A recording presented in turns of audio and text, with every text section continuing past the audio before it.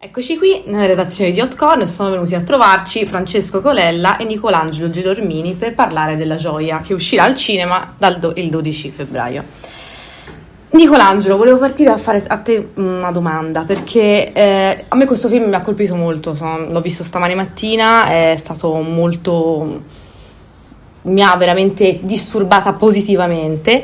Il film ti fa entrare in un'atmosfera appunto disturbante in quello che è il mondo di Gioia.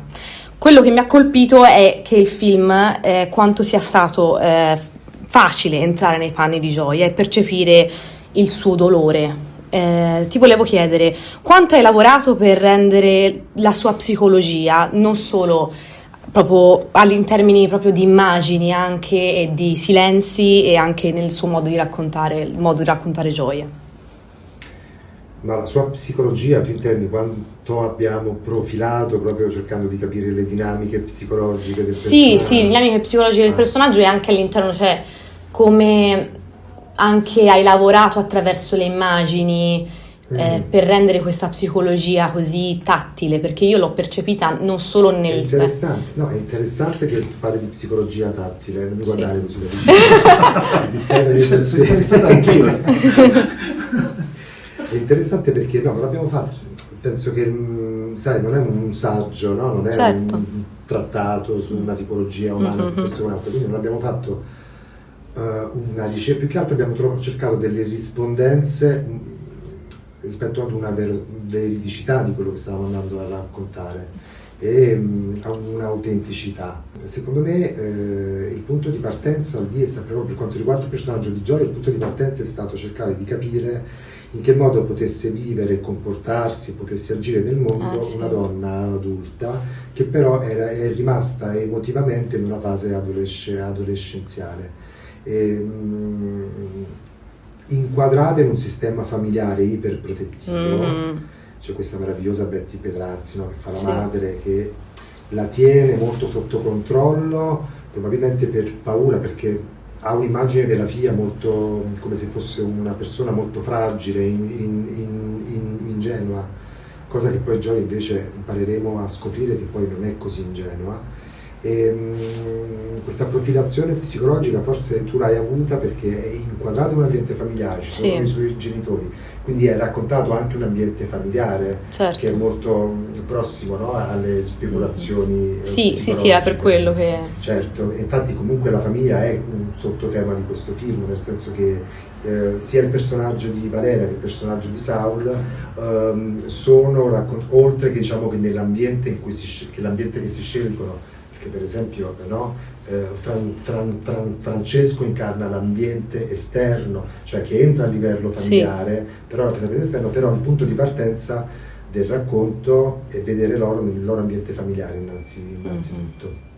E quindi parlando di Gioia, in che modo si poteva muovere una donna di 50 anni con un buon grado un elevato grado culturale, perché è un insegnante di francese, legge i grandi romanzi della letteratura francese, in che modo però potesse restituire anche un'immagine del sé legata ancora alla sua adolescenza. E questo è un lavoro che sicuramente poi con Valeria si è fatto proprio anche sull'estetica infatti, perché anche quello è tanto, arriva tantissimo. Quello è un lavoro appunto che è stato fatto anche attraverso l'ausilio sicuramente di una costruzione estetica che abbiamo fatto anche con i costumi, col trucco, con il parrucco, che da un lato poteva essere un limite, no? Rispetto a caricare l'attrice Valeria Golino di un'impalcatura che poteva quasi risultare una maschera.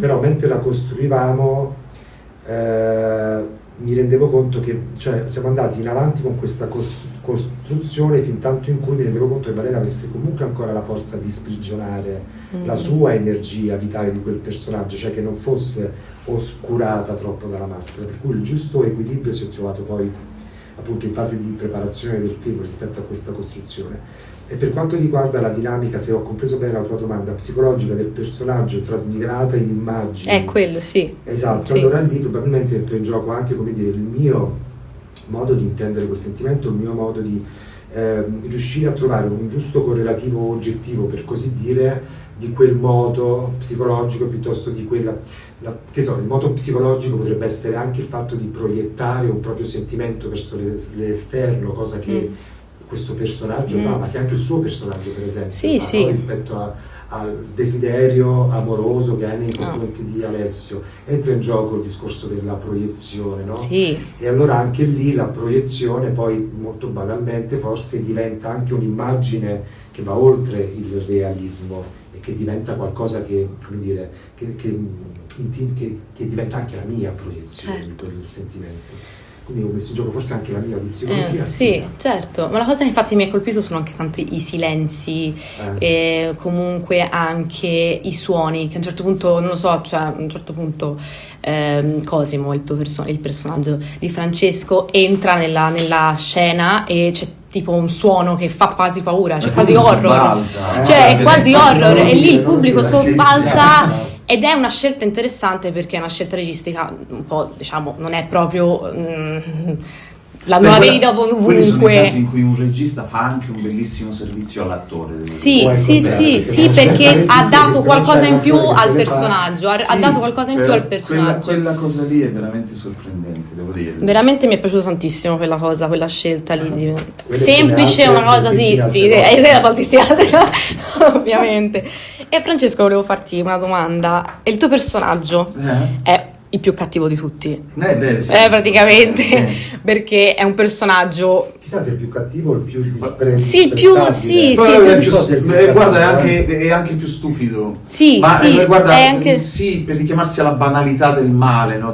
Ognuno direbbe la stupidità del male, è proprio uno sconfinamento verso la stupidità. Una sorta di identity del male moderno, però, cioè, banale anche. Sono delle persone che commettono dei gesti anche, come dire, feroci, però senza un movente, una consapevolezza. Insomma, è un uomo, è un morto in vita, sai cos'è? È un morto in vita. Oggi mi capitava di dirlo, è come quelle rane, no, che ci fanno gli esperimenti, gli mettono gli elettrodi per le rane cadaveri, e gli elettrodi per quest'uomo sono l'eccitazione sessuale e i soldi. E le esistenze altrui, sai, sono esistenze che lui manipola per arrivare a questo, per cui, sai, non c'è confine certe volte nell'esplorare un certo tipo di abiezione. Infatti motivo per cui io ho scelto lui per fare questo ruolo. Così abietto, c'è un patatone. Ma la mia curiosità, in realtà, proprio una curiosità anche generale, quando un attore interpreta un personaggio così, comunque anche crudele, a casa cosa ti porti? Cioè, cosa ti porti a casa? Niente. Oddio, dipende dagli attori. Io non mi porto a casa niente. In che senso? Che la fatica sta nel non farti contaminare. Il che non vuol dire. Ma qua sai, ognuno ha la sua cucina. La mia cucina, quando si tratta di questi personaggi, sono dei personaggi che io interpreto, che sono uomini migliori di me. E quindi mi educano sentimentalmente, me li porto anche a casa. Ma quando ci sono personaggi del genere, la fatica è quella di non lasciartene contaminare, di disprezzarli anche normalmente, il che potrebbe dire un attore non può disprezzarli perché non può giudicare il personaggio. Invece si può fare, perché li lasci liberi e li fai vedere anche di culo. Come dire, nel senso, come dire, non c'è quella compromissione tra te e il personaggio, il tuo narcisismo anche sottile per conferirgli un'umanità che molte volte nella vita non c'è. E in questi casi, sai, questo personaggio è sufficientemente meschino. E poi è ovvio che se parliamo invece di Gioia, se parliamo del personaggio di Saul, se parliamo di Jasmine, lì c'è tutt'altro, c'è un mondo complessissimo, c'è una pietas anche di timore. Guarda, la stessa disperazione di Jasmine, che certo non è una madre edificante. No, assolutamente no. Però lei è riuscita a conferirle una disperazione tale che la fa diventare eterea. Sì, è vero, è molto affascinante. Sì. Molto affascinante. Mi capita di dirlo oggi, la stessa Valeria, appunto, la cosa che mi sorprende è questo, che lei abbia questa gamma di colori, dove ti sembra una bambina di 8 anni e una di 110 anni, semplicemente perché a volte il suo sguardo cambia, sembra che predica questa tragedia con un lampo negli occhi e poi magari la tira via, perché il desiderio suo di essere, di sentirsi amata è così forte, così come per Saul, sta furia che c'ha. E lo ripeto, la furia di Saulo è bellissima, perché è un attore giovane, c'ha una furia vitalistica che ha trasferito nel personaggio, che ovviamente degrada verso qualcosa che lo perde, però è la stessa furia vitalistica che c'ha da attore, perché lui gli ha offerto un'occasione bellissima. Sì, e lui si è presa bellissima, nel modo migliore in cui la poteva prendere. Pensa che Saulo, quando è venuto a fare il provino, e io ho visto, credo, tutti gli attori più bravi della sua generazione, e lui è sicuramente in quella fascia di attori. Molto bravo, mi ha veramente... Sì, tra i più bravi della sua generazione. Apre una porta ed entra questa donna, una donna truccata benissimo, una parrucca rossa, ma bellissima, sui tacchi così, ed era Saul. Cioè, la prima volta che io l'ho visto, lui è arrivato vestito da donna, ma in una maniera così credibile che ci siamo detti, ma... Tu gliel'avevi chiesto o è arrivato? No. Era stata la sua iniziativa? È stata di sua iniziativa, perché io lo vedevo per fargli il primo provino sul personaggio, ma nel ruolo maschile. Certo. Perché per i nostri amici che vedranno il film al cinema, Saul interpreta un personaggio che transita tra il maschile e il femminile. E questa, diciamo, questa audacia di cui tu parli, che assolutamente lui ce l'ha come attore, ce l'ha come ragazzo, ma non ce l'ha in una chiave performativa o prestazionale, sì. Ce l'ha proprio in un contatto col proprio, cioè proprio una voglia di avvicinarti a te, di non farsi guardare, ma di fare lui un passo verso di te. A me la cosa che mi ha colpito anche del personaggio di Saulo, per parlare appunto di Alessio, è che io, magari mi sbaglio, questa è solo una mia percezione e volevo appunto chiedere conferma a te, Nicolangelo, ma Alessio per me c'ha qualcosa anche di buono, cioè nel senso, io quando lo vedevo in rapporto con Gioia mi sembrava, mi ha forse ingannata anche a me, però mi sembrava che comunque un po' qualcosa anche lui si stava muovendo su di lui, cioè stava un po' toccando delle cose. Guarda, è una cosa su cui abbiamo ragionato molto, perché ovviamente quando parli di un caso, questo caso di femminicidio, no? Sì. La volontà è quella comunque di parlare della vittima in quanto vittima e del carnefice in quanto carnefice.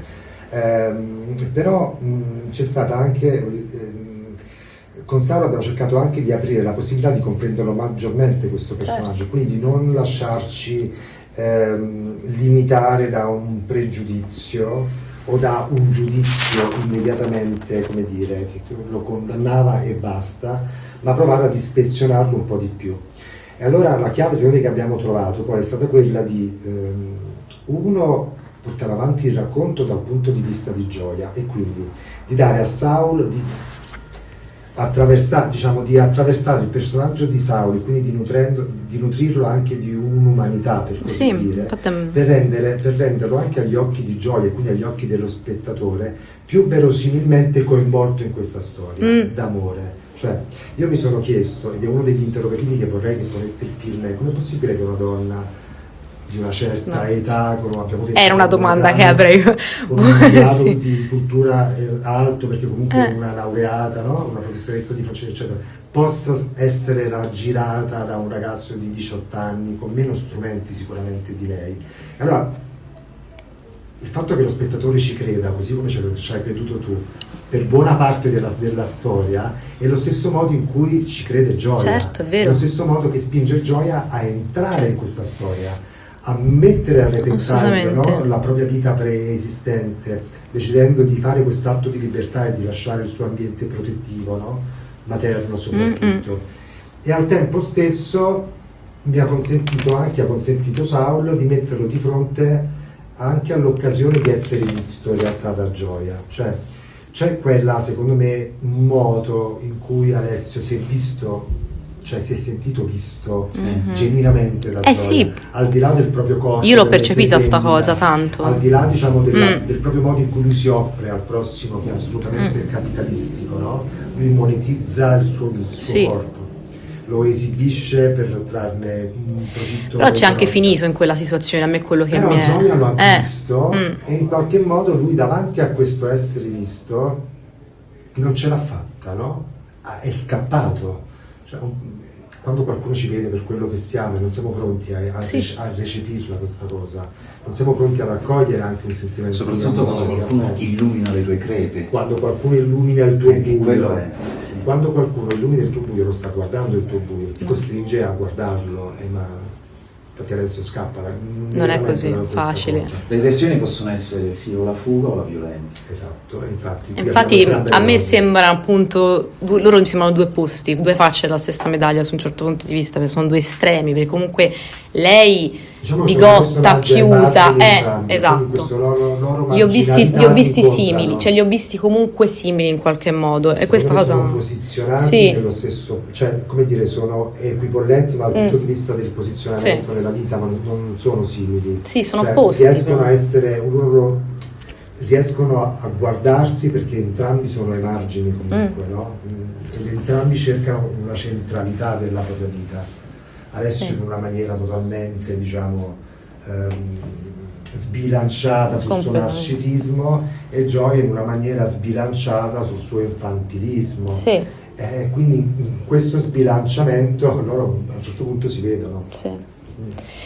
E Francesco, ti volevo chiedere che rapporto c'era sul set e come è stato lavorare con Nicolangelo? Bene, molto bene, non vorrei essere ordinario da nessun altro regista. Però guarda, volevo sapere se c'è stato qualcosa che ti ha colpito particolarmente del suo modo di fare regia. Il fatto che fosse bello.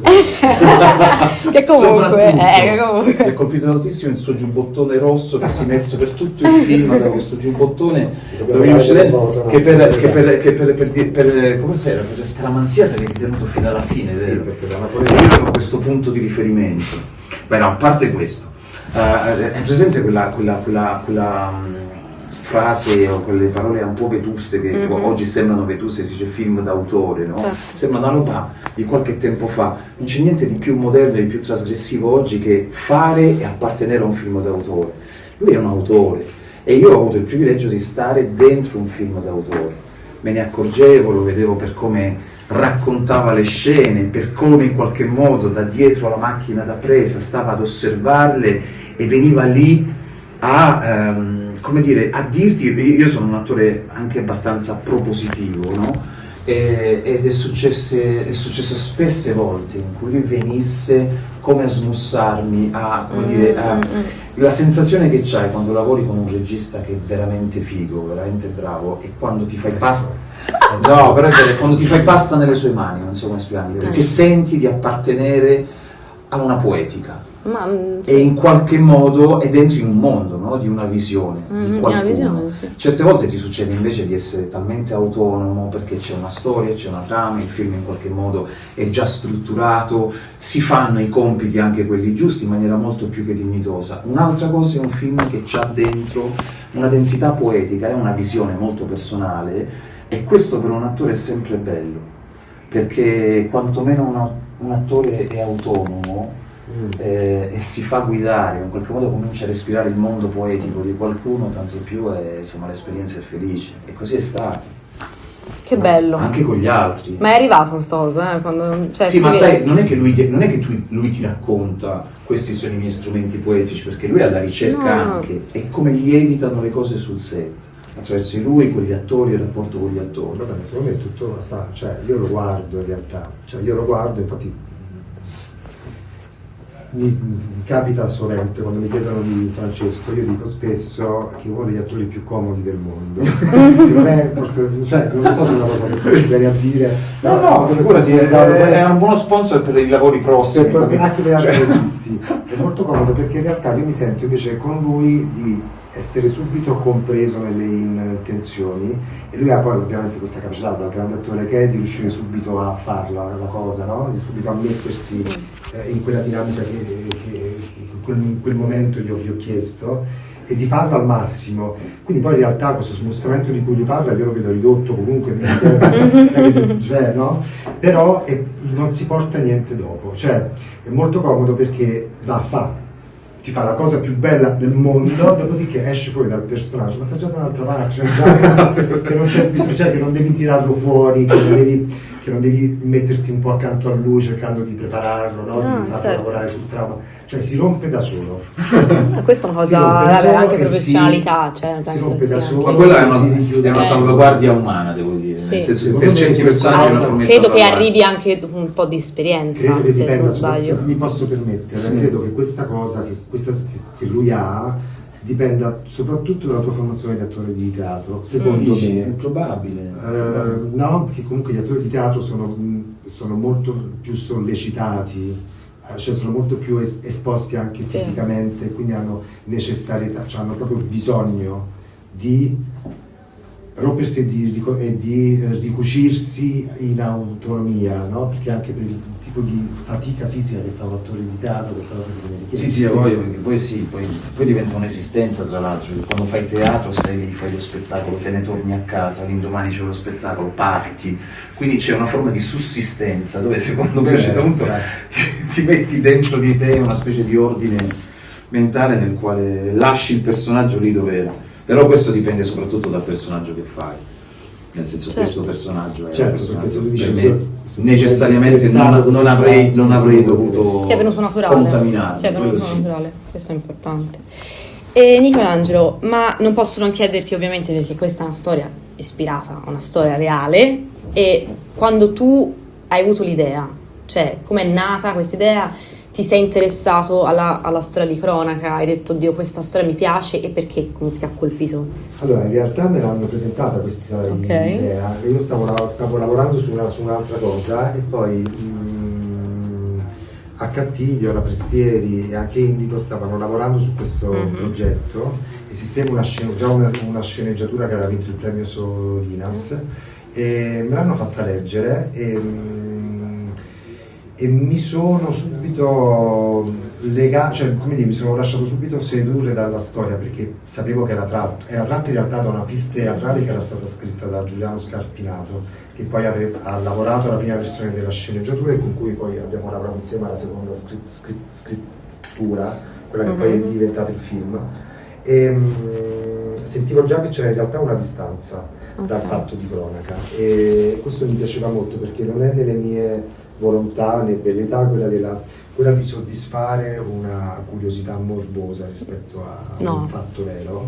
Non credo che proprio il cinema debba occuparsene, penso che ci sono già sufficienti media, no, che fanno questo, appunto dalla carta stampata alla televisione, e quindi credendo che il cinema debba fare un'altra forma di approfondimento, questa storia era già posta in questo modo. E già mi dava l'idea di poter lavorare appunto su un tema che mi è molto caro, che è il tema della diseducazione sentimentale, che sento anche molto scottante oggi, cioè anche questa mattina mi sveglio e c'è l'ennesimo caso di femminicidio, e continuo a non spiegarmi come l'educazione sentimentale effettiva delle scuole non sia una priorità. Da una parte c'è, non so come spiegarmi, una specie di mitizzazione della famiglia, e poi dall'altra parte c'è come una specie di deserto morale, perché semplicemente si portano avanti delle istanze, oppure la polarizzazione tra politically correct e non essere politically correct, tutta questa banalità del linguaggio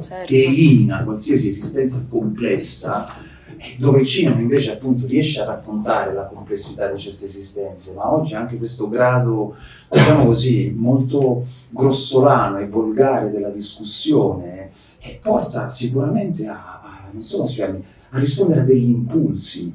E poi la cosa incredibile è che si dà dignità e legittimità agli impulsi. È presente le emozioni, cioè ovunque, no? Cioè io piango, mi emoziono, e quindi questa cosa in qualche modo mi dà una capacità di sentire, ma gli impulsi e le emozioni sono cose che ti governano.